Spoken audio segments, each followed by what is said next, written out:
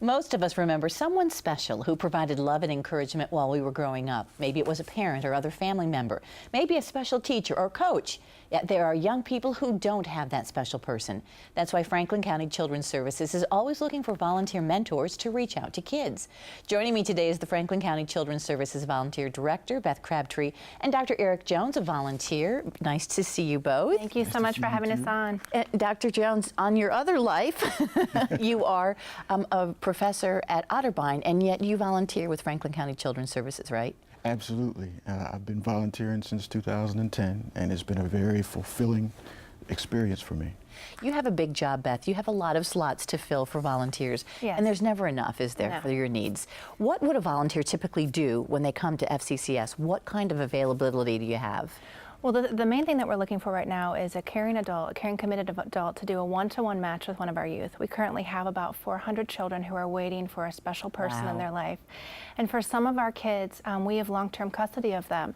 And so this might be the only long-term relationship they have in their life, or someone that is not an agency staff member who would be looking in on them and spending time with them. So our volunteers and our mentors are extremely important for our youth. And so, yeah, it is a big task, but it is, I think Dr. Jones can attest to, a very rewarding experience.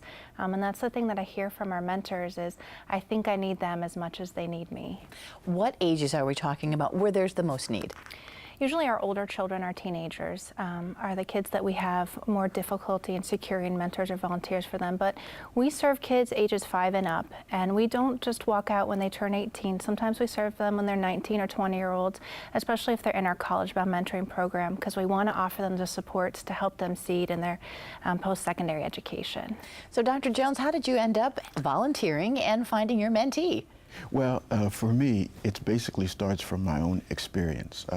I grew up in a single-parent home, and I understand what it's like to have that void when you don't have, a parent absent. So the reason I'm here with Simba, and I've been sort of volunteering, is because I kind of can identify with that void, and I'm trying to help my mentee get through that void. How old is your youngster? He's 13 years old, very active, and when we're together, we do a lot of things. We play basketball, we play football. He even helped me produce a radio documentary for mentoring. So he's a very talented young kid, and I enjoy being with him. How many years have you done this, Dr. Jones? Since 2010, so this is my 4th year. It's my 4th year, and he's been very rewarding to work with.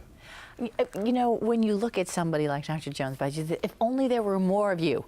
Like I could just, you mentioned the Simba program. What is that specifically? We have several different programs within the volunteer department. We have our friendship program, which offers the one-on-one match with kids, where we really look at them doing child enriching activities, such as taking them to the park. I mean, this simple things that really build those beautiful childhood memories that last a lifetime. We have college-bound mentoring, where we match our older kids, 8th grade and up, with a mentor that can help them try and figure out what their career goals might be, and then what their education needs to be so that they can obtain those goals. The other 2 programs that we have are Malaika, which is an one-to-one match between an African-American woman and girl, and then Simba, which is African-American men to boys, and they do culturally enriching activities. And then we offer 4 different events year-round. This October we'll be going up to the zoo for Boo at the Zoo, just to give our kids who might not get those experiences a chance to just enjoy their childhoods for a moment and laugh and have a good time. Do you feel like you've had an effect on your young man? I think I do. I think I do feel like that. Because this summer he had to go to Cincinnati to visit his family in Cincinnati, and he couldn't wait to get back.